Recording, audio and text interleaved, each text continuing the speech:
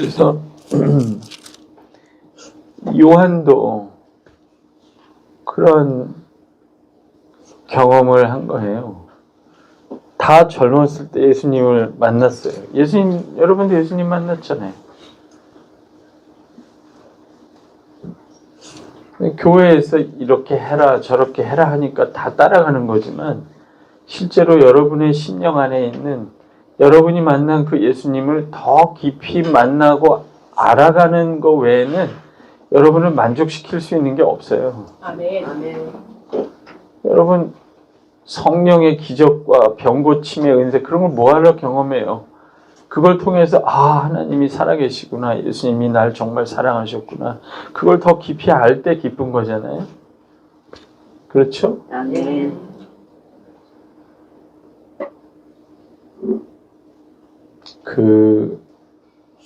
어쩔 때는 우리가 우리 심령에 강한 갈망, 도대체 내가 뭐가 이렇게 갈증이 나서 이렇게 목마르고 피곤하고 괴로운가? 그런 것들이 뭔지, 그게 뭐가 채워져야 되는지도 잘 모르는 경우가 많아요. 그게 예수를 아는 거란 말이에요. 아멘. 그럴 때 딱 뭐가 맞듯이 정말 내가 충만하다. 내가 정말 만족스럽다 하는 상태에 오게 되겠죠. 네.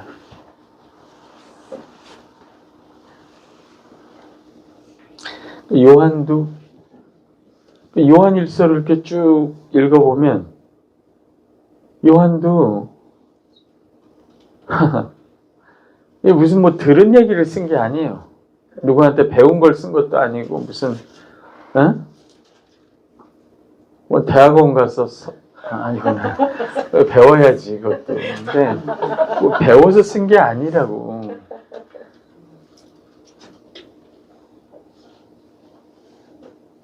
그 예수 그리스도 하나님이 주신 그 아들을 요한만 알 수 있는 방식으로 깊이 알게 된 거예요. 아멘. 하나님이 그걸 그에게 열어 보여주신 거죠. 근데 그게 특징이 있어요. 자기가 만난 예수님의 모습, 그 예수님의 어떠한 특징, 부분, 그분 무한하신 분이잖아요. 풍성하고. 그러니까 우리가 다 그분을 만나도 그분의 어떤 풍요함의 어떤 일부 그것들이 더 도드라지게 돼 있어요. 베드로는 십자가가 궁금했던 거잖아요. 그게 이해가 안 됐던 거잖아요. 그렇죠? 그러니까 결국 십자가에 대해서 잘 알게 됐어요. 그러니까 제가 예언은 아니지만 할 수 있어요. 얼마든지 할 수 있어요. 여러분하고 한 대화를 한 3, 40분 하면 어떻게 예수 믿게 됐냐? 예수님이 만났을 때 어떤 분이시더냐? 지금 제일 억장이 무너지는 부분이 뭐냐? 하나님께 불만이 뭐냐? 이런 걸 몇 가지만 물어보면 향후에 앞으로 10년 동안 여러분이 더 알게 되는 예수님이 어떤 예수님일까가 거의 나오게 돼 있어요. 그걸 나한테 물어보지 않아도 돼요. 하나님께 물어보고 본인이 돌아보면 알게 돼 있어요. 결국 여러분은 예수님을 더 알게 될 텐데 여러분이 만난 그 예수님의 그 부분을 더 알게 되고 그래서 더 모르겠는 그 부분을 더 알게 될 거예요. 그렇게 되시기를 주의 이름으로 축복합니다. 아멘. 기대가 돼요? 아멘. 조금 고통스럽긴 하겠지만 기대가 돼요? 그 요한을 보세요. 요한을 보면 이런 얘기를 많이 해요. 요한. 여러분, 베드로는 십자가가 궁금했지만 제 표현으로 하면 요한은 예수님 품 안에서 예수님 얼굴을 보고 있었어요.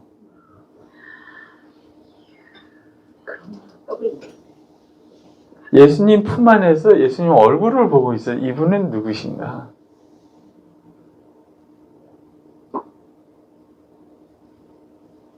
다 드러나고 표현되는 것 너머에 계신, 또 설명이 잘 안 되거든요, 이분은.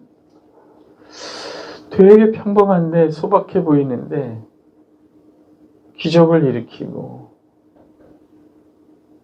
물고기 2마리와 보리떡 5개를 가지고 5,000명을 먹이시고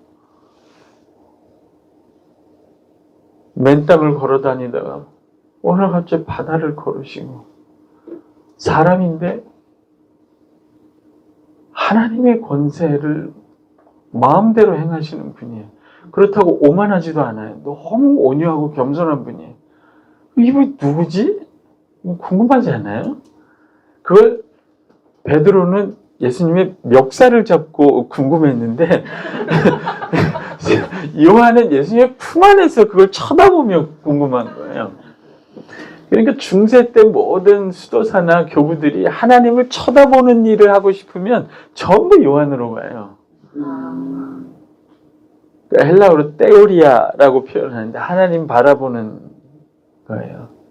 하나님을 바라보는 일의 신비함에 대해서 배우고 싶으면 다 요한으로 가요. 요한은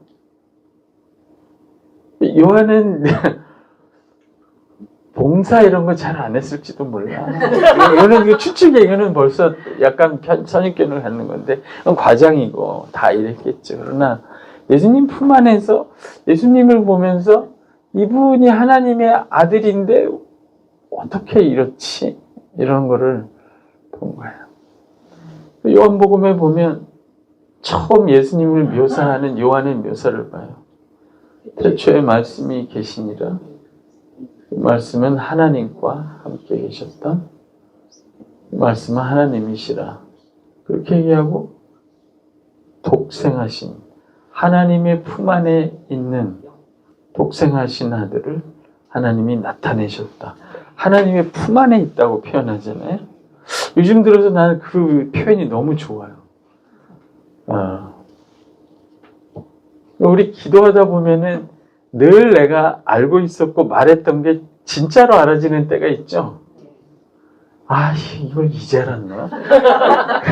그렇게 여태까지 나 알고 있는 줄 알았는데 진짜 알게 되는 경우가 있잖아요. 품 안에 있다는 거가 조금 더 알아지기 시작했어. 아, 이게 이런 뜻이구나.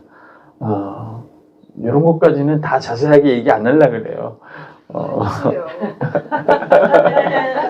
아니, 나도 이제 갓 경험을 해서 좀 익은 다음에 그거 말고 충분히 익은 거부터 얘기를 했는데 그러면 또 딴 쪽으로 가야 돼. 그러니까 어쨌든 요한이 굉장히 요한은 그게 예수님의 품 안에 있으면서 이분이 누군가가 궁금한 거잖아요. 그걸 더 알고 싶었던 거예요. 여러분, 이 한 가지는 정말 저와 여러분 사이에 함께 약속하고 정말 종교인은 되지 마세요. 그냥 순수하게 예수님을 사랑하고 더 알아가는, 안다는 게 우리는 그냥 이게 뭐 공부한다 이런 뜻이 아니잖아요. 공부도 하지만 소유하는 거예요. 그 관계를 깊이 누리는 거고 진짜 그분 안으로 들어가는 일이에요. 하나님이 우리에게 주신 그 아들의 전부를 알고 싶지 않아요? 다 소유하고 하나님은 그 아들을 우리에게 주셨는데 그 아들 전체, 그 아들과 그 아들 안에 있는 모든 걸 주셨는데 여러분 우리가 줬는데 왜 그걸 다 받아야 되죠? 안 받으면 손해인 거예요. 그걸 받아놓고 일만 하다 죽지 마세요. 그러니까 그거를 다 알게 하려고 성경이 66권이나 돼요. 그러니까 요한일서 1장 1절 한번 볼까요? 요한일서 1장 1절 1절과 2절 한번 읽어볼까요? 요한일서 1장 1절과 2절 시작. 태초부터 있는 생명의 말씀에 관하여는 우리가 들어가요 들어보아야 자세히 보고 위에 손으로 만지라. 이 생명이 나타나시마 되지라. 이 영원한 생명을 우리가 우리가 보았고 증언하여 너희에게 전하노니 이는 아버지와 함께 계시다가 우리에게 나타내신 가운데 계시니라. 아멘. 아멘. 그러니까 저나 여러분이나 다 예수를 만난 것처럼 우리도 뭐 손으로 만지고 눈으로 보진 않았지만 우리의 영으로 만나고 경험을 했죠. 예수가 누군지 만났어요. 그분의 실체를 만났는데 이 사도들은 예수님이 살아계실 때 육체로 만난 거잖아요. 그러니까 이런 표현을 쓰죠. 응? 우리가 들은 바요. 그분에게서 들었단 말이에요. 그리고 눈으로 보았어요. 그 육체로 나타났다는 거죠. 그렇죠. 자세히 보았어요. 그 품 안에서 봤나? 어쨌든 자세히 봤어요. 주목하여 보았다. 손으로 만졌어요. 요한적인 어법이에요. 베드로는 죽었다 깨나도 이렇게 못 써요. 이렇게 감각적이질 않아요. 베드로는 멱살 잡고 튀고 막 물에 빠지고 칼 들어서 귀 자르고 막 이러는 거지. 뭐 이렇게 눈으로 보고 만지고 자세히 손으로 만지고 이렇게 섬세하지는 않아요. 근데 요한은 이렇게 표현하는 거예요. 이걸 성육신이라고 하죠. 육체로 나타나셨어요. 이런 거 얘기하면 공부하는 것 같죠. 생각해봐요. 그러니까 요한은 이런 게 궁금한 거예요. 내가 눈으로 보고 손으로 만지고 귀로 들었던 육체로 나타나서 내가 경험한 이분이 누구지? 그냥 육체로 나타났는데 그냥 랍비 정도가 아닌 거예요. 그 이상의 증거를 자꾸 보여주는 거예요. 아니 무슨 랍비가 물 위를 걸어요. 그냥 가르치다 마는 거지. 그러니까 랍비 정도가 아니에요. 스승 정도가 아니라고요. 그런데 죽은 자도 살려요. 그걸 봤어요. 내가 손으로 만지고 눈으로 보고 만난 예수가 육체를 가지신 이분이 이상한 거예요. 사람인데 사람 이상의 권세를 갖고 있는 거예요. 네?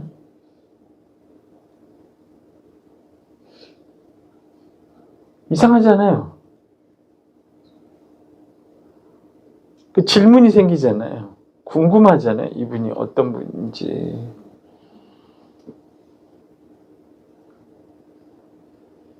엄청난 권세를 갖고 있다는 걸 봤어요. 귀신을 쫓아내요. 그 옆에서 봤을 거 아니에요. 네? 근데 그 엄청난 권세를 가졌는데 하나도 오만하지가 않아요. 오만하지 않다고. 여러분 목회 성공한 목사님들 봐봐.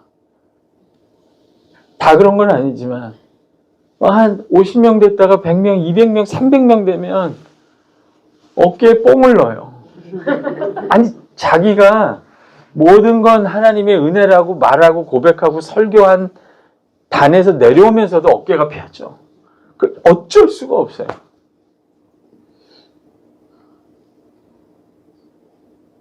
근데 그 지극히 놀라운 신적 권세, 하나님만 하실 수, 여러분, 병자를 고치는데, 안진병을 고치는데, 그냥 일어나 걸으라 그러면 되지, 네 죄 사함을 받았느니라. 자기가 누군데 그런 말을 해요? 여러분, 당시 유대교에서는 죄 사하는 권세가 성전에서 동물 제사를 다 드리고 모든 절차, 성경이 따르는 절차에 따라서 하나님이 허락하신 것을 확인하고 그 제사장이 선포하는 거예요. 너 죄가 사해졌다. 근데 성전도 없이, 성전 밖에서 제물도 없이 그냥 네 죄가 사했다는 거예요. 이게 오만한 거예요? 사실이에요? 이게 뭐예요 도대체? 생각 안 할 수가 없는 거예요. 아니, 당신이 하나님이라는 거야? 뭐야? 당신이 성전이야? 재물은 어디 갔어? 그럼 당신이 재물이야? 이게 나중에 다 히브리서가 되고 신학이 되는 거예요. 예수님은 자세히 설명도 안 해. 나니까 그래도 이렇게 설명을 많이 하지. 예수님 뭔 설명을 해요? 생각해봐요. 예수님 설명 그렇게 많이 안 해요. 함축적으로 행동을 하시는 거예요, 그냥. 아니, 그냥 병자 보고 나았다 하면 되지. 네 죄 사함을 받았느니라. 그럼 그때부터 옆에 있는 사람은 생각을 해야 되는 거야. 아니, 당신, 아니, 되게 교만하네. 근데 교만도 안 해요. 엄청 온유하고 겸손해요. 여러분, 그럼 궁금해요, 안 궁금해요? 궁금해요. 미스테네요. 그러면 이렇게 놀라운 전능한 권세를 가지신 분이 이토록 소박하고 이토록 겸손하고 온유할 수가 있나? 정말 하나님의 권세를 가진 사람은 이런 모습인가? 이게 맞는 거구나. 근데 그런 걸 본 적이 없는 거예요. 여러분, 세상에서 요만한 쥐꼬리만한 권력 하나를 가지면 곧바로 갑질 들어가요. 교회는 더해요. 교회는 덜해요? 인정합니다.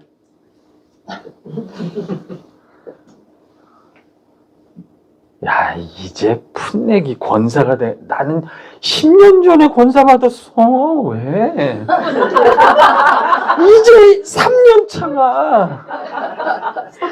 아니, 이제 겨우 집사 돼가지고 어떻게 네가 부엌에 들어와? 군번이 있지. 우리나라는 전부 계급 사회이기 때문에 회사나 뭐 집이나 뭐 교회나 다 계급 사회라. 요만한 쥐꼬리만한 계급만 있어도 그 밑에 있는 사람을 갑질하죠. 상처 주죠. 쉽게. 여러분, 굉장히 크고 높은 권세를 가진 사람이 지극히 온유하고 겸손한 그런 인격을 본 경험이 많이 있어요? 그런 목사님은 한국 교회에서도요, 100년 만에 1명, 2명 날까 말까 해요. 있어도 잘 몰라. 시골에 어디 구석에 박혀가지고 그냥 살다 죽기 때문에 신문에 안 나요. 성도가 한 500명만 돼도 목사님이 나타나면 부목사들이 전부 형님! 하지 다. 아, 형님이 아니구나. 이렇게 되기가 쉬워요. 그거를 처음에는 그러지 마.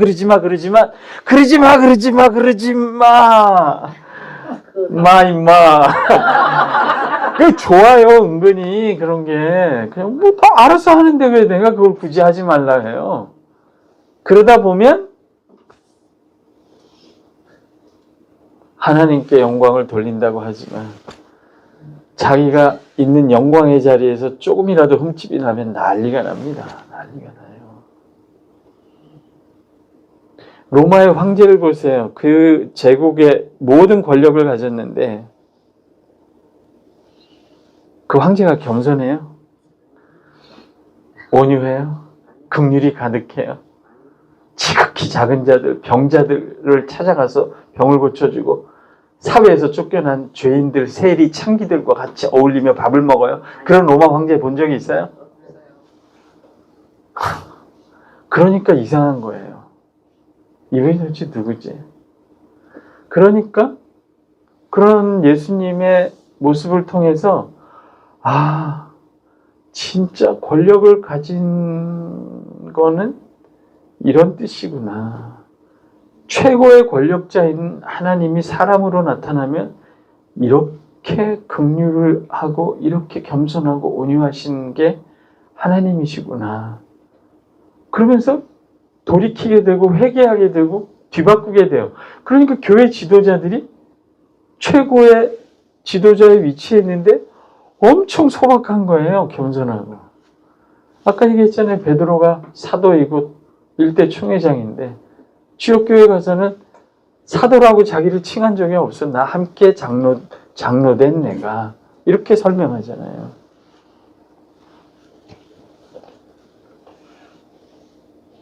그분 자신이 육체로 나타나신 그 안에 계신 하나님의 아들의 모습이 너무너무 충격적이고 너무너무 놀라운 거예요. 신비한 거예요. 정말 이런 모습을 우리가 깊이 있게 알고, 제가 아까 예수님을 아는 것이 우리 모두의 목적이라는데, 이런 분을 정말 알면 우리가 교회에서 갑질할 수 있나? 조금이라도?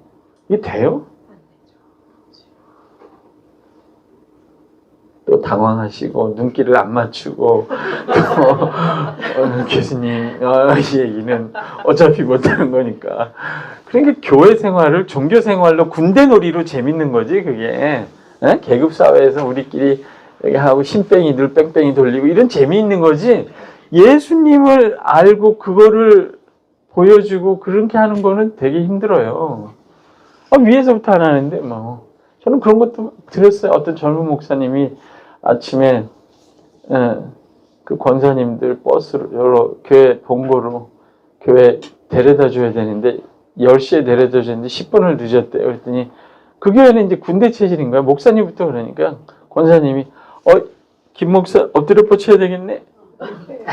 농담이었겠죠. 근데 그 사람은 엄청 상처를 또 받는 거죠.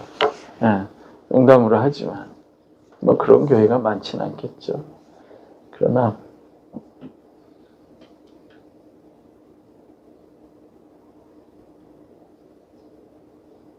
그런 건 놀라운 표시인 게 제자들한테도 얘기하잖아요. 예수님이 잘 되면 나는 우편에, 나는 좌편에 앉혀주세요. 그랬더니 인자가 온 것은, 인자가 다니엘 7장에 나오는 그 인자예요. 사람의 아들. 아세요? 여러분 성경 많이 읽었죠? 응? 입안은 좋아. 성경을 자주 안 찾아도 되니까 다 아는 거잖아요. 다니엘서 7장에 보면 사람의 아들이 천상의 존재잖아요. 네? 왜 의심이 가지? 모른다는 의심이. 다니엘서 7장 읽어봤죠? 네. 의심이 가는 몇 분 때문에 다니엘 이거 중요한 본문이니까 한번 읽어봐요. 예수님이 얼마나 놀라우신 분인가. 다니엘서 7장이죠.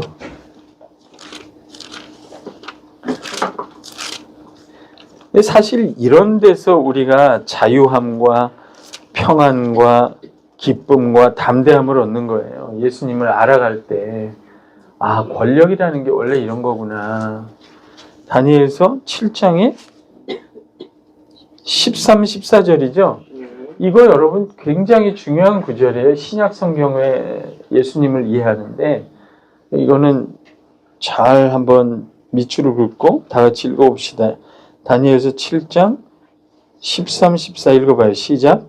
내가 또 환상 중에 보니 인자 같은 이가 하늘 구름을 타고 와서 옛적부터 항상 계신 이에게 나아가 그 앞으로 인도되 그에게 권세와 영광과 나라를 주고 모든 백성과 나라들과 다른 언어들을 말하는 모든 자들이 그를 섬기게 하였으니 그의 권세는 소멸되지 아니하는 영원한 권세요 그의 나라는 멸망하지 않을 것이라. 이게 인자예요. 인자 이게 사람의 아들이라고.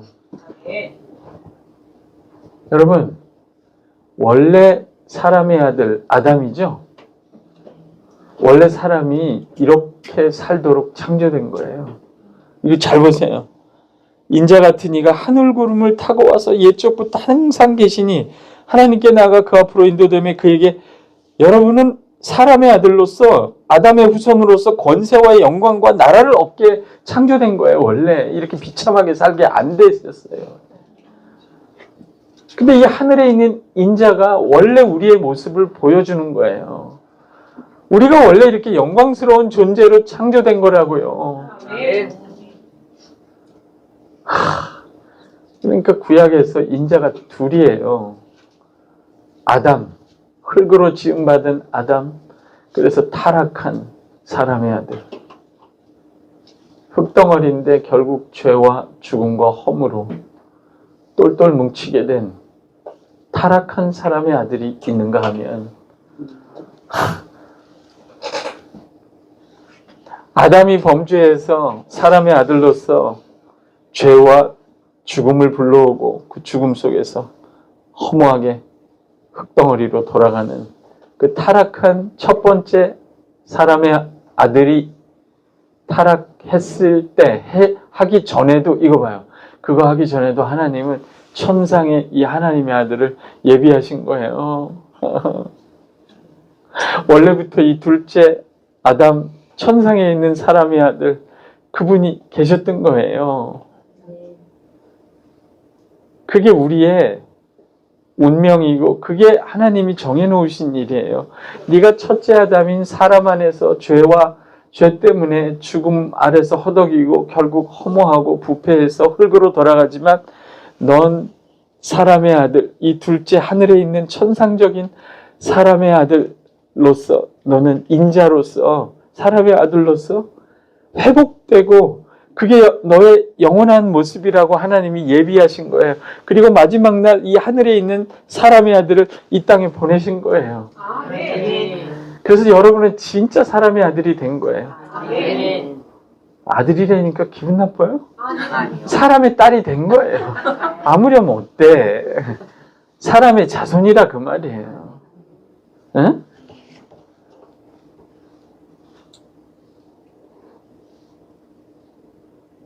여러분은, 저와 여러분, 이게 로마서잖아요. 5장.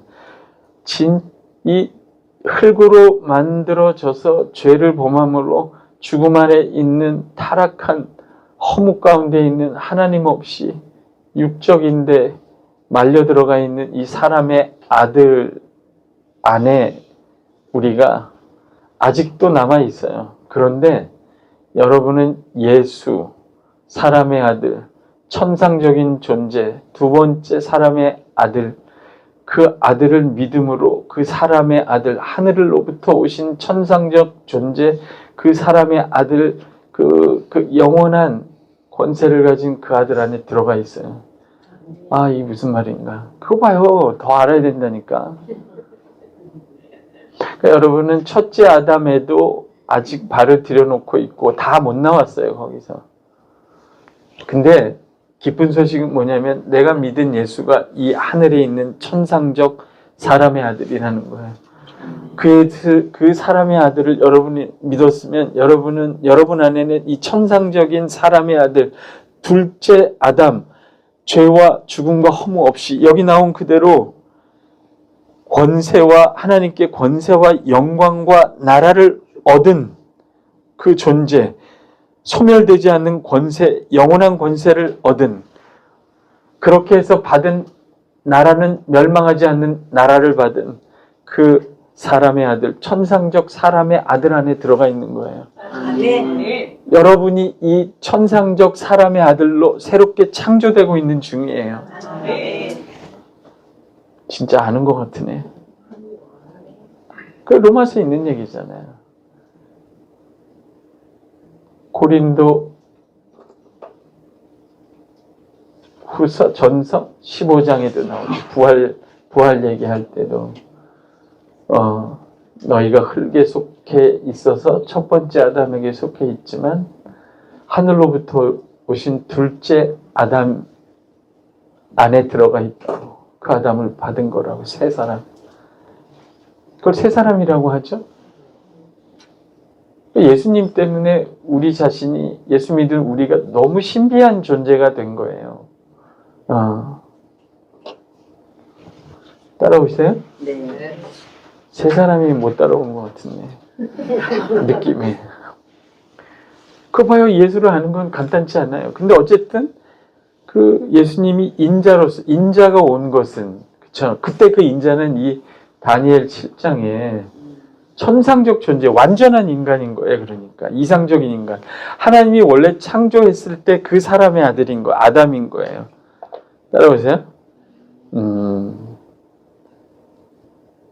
그 영원한 권세를 받는 진짜 인간인 거예요. 그 사람의 아들이 이 땅에 이미 왔어요. 육체를 입고. 그래서 그분이 인자가 온 것은 섬김을 받으려 함이 아니요. 여기 섬긴다는 말이 있어요? 없어요? 있죠? 7장, 다니엘 7장 14절. 보이세요? 영광과 나라를 주고 모든 백성과 나라들과 다른 언어를 말하는 모든 자들이 그를 섬기게 하였습니다. 재밌잖아요? 인자는 섬김을 받는 존재잖아요. 여기 섬기게 하였다고 돼 있잖아요. 다니엘 7장 14절에.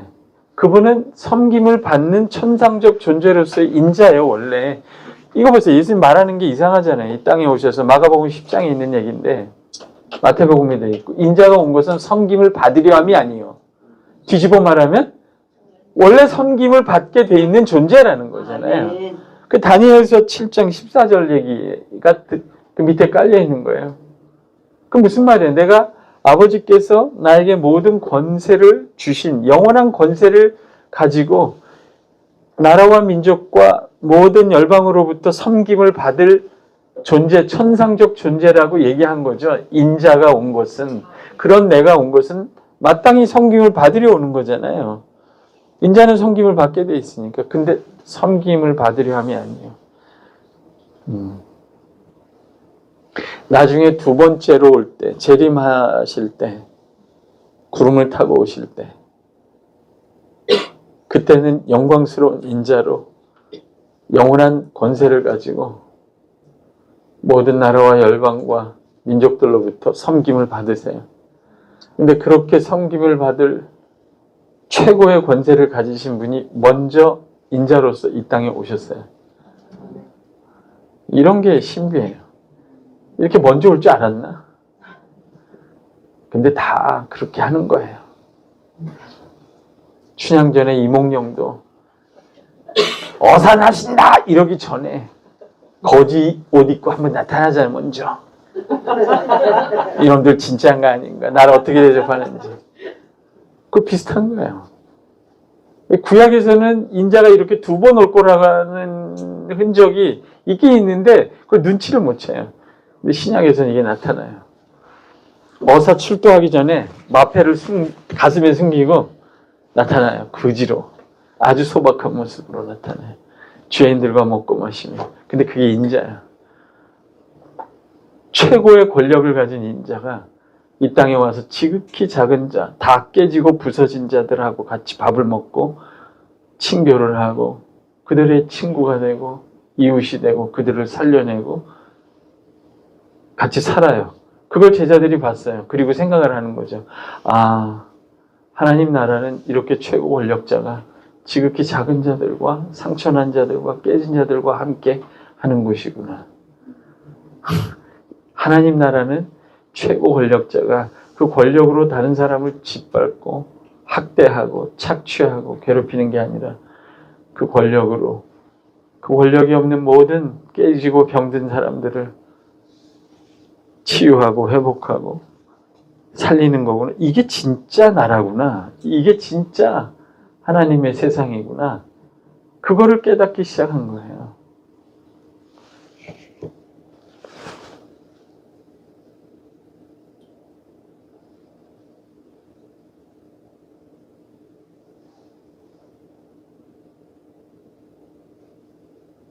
그러니까 놀랍죠. 그런 분이 육체를 입고 오셨다. 우리하고 똑같이 육체를 입고 오셨는데 들여다보니까 육체를 가진 나하고는 너무 다르게 행동하는 거예요. 너무 다른 존재인 거예요. 나도 내 육체 안에 있지만 나는 조그만 권력이 생기고 조금만 잘하는 게 생기면 금방 교만해지고 금방 다른 사람을 우습게 여기는데 아니 도대체 이게 신비잖아요. 그리고 동시에 목적인 거예요. 어떻게 이렇게 되지? 어떻게 육체 안에 있는데 저런 전능한 권세를 가지고도 저렇게 겸손하고 긍휼할 수가 있지? 되게 충격적이에요, 여러분. 이게 교회예요. 원래 교회가 그래야 돼요. 제가 어떤 신학생들하고 대화하면서 그런 단어를 이렇게 내뱉었는데 소박한 영광이라는 표현이 생각이 났어요. 한번 해봅시다. 소박한 영광. 소박한 영광. 엄청난 영광과 권세가 있는데 그게 그 사람이든 교회이든 그 사람과 교회의 소박함 속에 들어있어요. 여러분, 교회가 영광스러워지면요, 규모가 커지고 세련돼지고 겉에도 영광스러워져요. 점점 더. 근데 이상하게도 겉에가 영광스러운데도 그 속도 영광스러운 거를 동시에 보존하기가 되게 어려워요. 그 둘 사이를 헷갈리기 시작하는 경우가 많아요. 그리고 겉이 영광스러운 것이 진짜 영광처럼 생각이 되기 쉬워요. 그 둘 다를 가질 수 있다면 얼마나 좋겠어요. 그러나 세상에서는 사람이 미혹을 받고 유혹을 받기 때문에 헷갈려요. 그러니까 원래 기독교는 지극한 소박함 속에 엄청난 하늘의 영광이 깃드는 방식으로 존재해요. 이 땅에. 아멘. 이런 지하 예배당에 하나님의 영광이 가득할 수 있어요. 아멘. 여기 지나면 뭘 알겠어요, 여기 대체. 뭐 하는 건지, 응? 시커먼 지하에 모여가지고 저 사람들 막. 근데 교회가 예배당이, 그리고 시설이, 그리고 음향시설이, 그리고 예배당 자체가 그들의 모양이 웅장하고 영광스럽게 드러나기를 원하지, 굉장히 소박하고 굉장히 아무것도 없는 허름하지만 그 안에 정말 하늘의 영광이 가득하기를 소망하는 교회가 몇이나 될까? 그런 생각도 해요. 그러니까 되게 멋이 없어요, 교회가. 스님들은 나타나면 막 여기 꼬매인 거 승복 많을 텐데 그것도 시주 많이 해서 승복 많을 텐데 여기 꼬매가지고 뭐 이렇게 허름하게 하는데 굉장히 뭔가 이렇게 신성해 보이기도 하고, 뭐 어떤, 그건 뭐라 그러나, 공력이라 그러나, 뭔가 이렇게, 뭐라 그래요, 그게. 뭐가 있어 보이잖아요. 목사님은 막 최고 양복 뽑아 입고, 막 벤치는 아니지만, 제일 좋은 차 타고 쫙 나타나고, 막 겉이 화려하고 대교 목사님 되게 초라해 보여. 아무것도 없어 보여, 속에. 그냥 승복 입고 초라한 스님이 주는 어떤 초월적인 감동 이런 거가 잘 안 보이는 거예요. 기독교가 원래 안 그랬어요, 여러분. 예수님부터 안 그랬어요. 예수님은 시작부터가 소박한 영광이야. 하나님의 아들로서 충만한 신성을 가지고 이 땅에 오셨는데 아기로 나타났을 뿐만 아니라, 무력한 아기로 나타났을 뿐만 아니라 그 냄새나는 말구유통에 누워 있었어요. 말구유통에. 말구유통이라도 하늘의 모든 영광과 평강을 가진 하나님의 아들이 아기로 누워 있는 거예요. 여러분이 말구유통 같으면 어때? 뭔 상관이요? 에? 꼭 예수 믿고 복 받아서 명품을 걸쳐야 돼? 요? 아니 늙어서 쭈글쭈글해지면 어떠냐고. 요. 꼭 필러를 넣어야 돼? 옷이 허름하면 어때요? 그 사람이 입을 여는 순간 그 사람 속에서 흘러나오는 것이 신성하고 거룩하고 영광스럽다면 거기가 하나님의 성전이에요. 아멘. 그런 걸 좀 추구해 볼 수 있지 않나? 요한은 이제 그런 걸 추구하는 거예요. 왜? 육체로 오신 이 허름한 그 절정이 십자가예요, 여러분. 십자가에 달린 예수님의 형체라는 게 얼마나 처참한 거예요, 인간적으로 보면. 소박한 것도 아니잖아요. 그 처참함 속에 가장 영광스러운 하나님의 영광이 깃들어 있어요. 임했어요, 그 안에. 요한을 읽어봐요.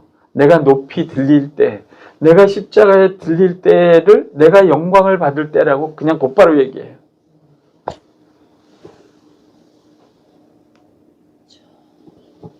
이게 말은 쉬운데 다시 한번 소박한 영광. 소박한 예수님의 생애는 다 그래요. 머리 둘 곳이 없었어. 우리 침대에서 자잖아요. 응? 그것도 19만 원짜리 비계 사다가. 아니 학교에서 아이유 비계를 주더라고. 19만 원이래. 근데 벼보니까 좋아. 좀 죄송하기도 하고 예수님 머리 둘 것도 없었다는데 나는 이렇게 맨날 19만 원짜리 머리 비계를 비고 편안이죠. 꼭 그렇게 드러나야 돼요? 내가? 칭찬을 받아야 돼요? 그럴 필요가 꼭 있나? 누가 나를 알아줘야 돼요? 그러니까 아무도 안 알아주는데 혼자서 더 찌그러지고 비참하게 있으면 그건 더 슬퍼. 그렇게 해라는 게 아니야. 아니에요. 아무도 알아주지 않지만 홀로 충만할 수 있어요. 얼마든지. 그런 게 멋있는 거 아니에요? 예수 믿는 멋 아니에요? 그런 멋을 요한이 예수님 안에서 봤는데, 그러니까 요한일서 다시 와봐요. 응? 시작은 하고 쉬어야지. 요한일서 1장에 이게 너무 기가 막힌 거예요. 참나. 1장 1절에 우리가 들은 바요 눈으로 본 바요 자세히 보고 우리 손으로 만졌다. 옆에 사람 한번 만져봐요. 어깨 좀 이렇게 한번 만져봐봐. 낯설어요? 육체로 만질 수 있는 사람이잖아요. 이렇게 만진 거 요한이. 근데 그 육체 안에 들어있는 그분의 정체가 뭐라고 얘기한 거예요? 생명의 첫째, 태초부터 있는이래요. 있는이라면 있어 온이에요. 언제 시작했는지도 몰라요. 원래 미완료라는 건데 이게 헬라어. 언제 우리 한번 헬라어를 하면 안 되겠지. 여러분 안 올 것 같아. 지금 이렇게 해도 눈 온다고 안 오는데 헬라어 한다 그러면 병이 날 거야. 시작하기도 전에. 뭐 다 할 필요는 없죠. 근데 이게 위알료는 있어 온이라는 뜻. 태초부터 있어 온이에요. 하나씩 해볼게요. 있어 온. 있어 온이라는 건 언제부터 있기 시작했는지도 모르고요. 지금도 있고 언제 끝도 없는 거예요. 그냥 있어 온이에요. 미완료야. 그냥 있는 거예요. 시작도 끝도 몰라. 그냥 있어 온 거예요. 있는 거예요. 그냥 존재예요.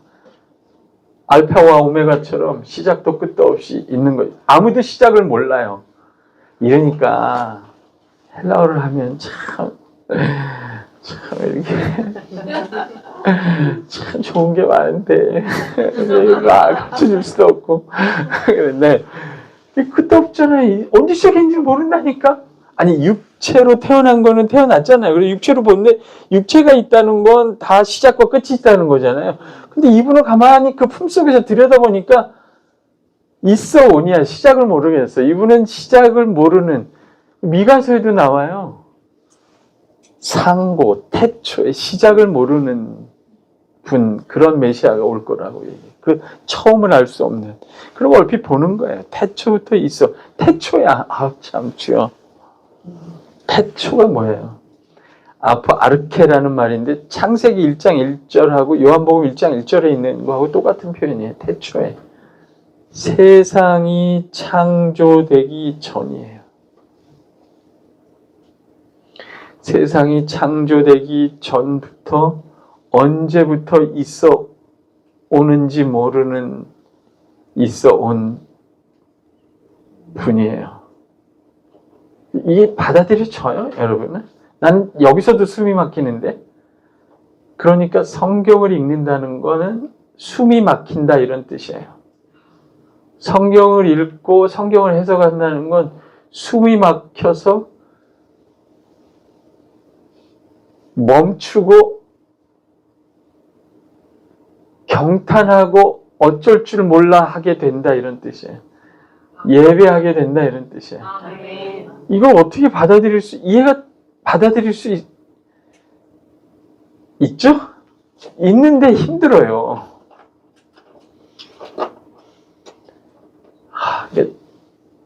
제가 정말 말씀드리고 싶은 건 뭐냐면, 여러분이 믿고 받아들인 예수는 여러분이 추측하거나 상상하는 것과는 비교할 수 없이 놀라운 분이에요. 놀라운 선물이에요. 아멘. 어쩌다가 이걸 받아가지고 이런 황홀한 지경에 들어왔는지 이걸 누가 알겠어요? 설명한다고. 우리끼리나 그냥 지하에서 하는 얘기지. 이거 미장원에 가서 손님한테 얘기해봐. 운정씨 누가 알아. 머리나 잘라주세요 이러지. 이걸 어떻게 아냐고요 이거를. 그러니까 우리만 황홀하다가, 근데 이 황홀하고 끝나는 게 아니에요. 생각해봐요. 당신이 믿어서 당신 안에 있는 예수가 태초부터 계신 분이에요. 이거 하나를 깊이 묵상해봐요. 세상 이전부터 계셨던 분이 세상에 있는 여러분 안에 들어오셨어요. 아, 진짜 이게 여기서 무슨 진도를 더 나갈 수도 없어, 그냥. 여기서 멈추고 경탄을 하고 경배를 하고 찬송을 해야 되는 순간인 거예요. 영어로 하면 standing in aw라고 하죠. 경외감에서 멍하니 서 있는. 우리가 엄청난 광경을 보면 그냥 가만져서 내가 그랜드 캐년은 못 갔어요. 옐로우스톤에 가서 내가 이런 경험을 했어. 와, 진짜 옐로우스톤에 갔는데 자연이라는 개념을 바꿔줬어, 내 머릿속에. 내가 알고 있는 자연은 한국에서 본 자연밖에 없잖아요. 옐로우스톤에 가서 자연을 딱 봤는데 이게 자연이야. 스펙타큘라. 그 단어가 딱 맞아. 그냥 장관이야, 장관. 와, 이런 게 자연이구나. 고대의 자연 그대로. 그럴 때 아무 말도 할 수가 없고 그냥 이러지. 이런 거예요. 여러분, 제가 지금 설명하려고 그런 게 아니에요. 우리가 추측한 게 아니라 말씀에 있는 그대로를 설명한 거잖아요. 우리는 그걸 듣고 알았어요. 아, 그렇구나. 근데 이게 들은 게 아니라 생각을 하고 내 마음과 감정 속으로 그게 밀려 들어오고 내 지성을 넘어서죠. 내 지성을 파괴하는 중이에요, 지금 이 예수가, 이 말씀이. 이런 식의 예수를 알게 되면 내 지성이 갑자기 지진이 나요. 그리고 지성이 무너져요. 모세가 하나님을 만났을 때 처음 만난 거는 빛이 아니라 어둠이었어요. 도대체 우리의 어떤 지성으로 이거를 받아들이고 이해할 수 있어요? 이게 그냥 학문적인 얘기예요? 이게 여러분 얘기예요. 여러분한테, 예수 믿은 여러분한테 일어난 일이라고 말씀이 설명하는 거예요. 누가 추측한 게 아니라. 제가 이 요한 1장 1절의 말씀에 보탠 게 있습니까? 뺀 게 있습니까? 그냥 액면 그대로 얘기하는 거예요. 여러분이 믿은 예수는요, 그래서 여러분 안에 계신 그 아들은 세상이 창조되기 전부터 계셨어요.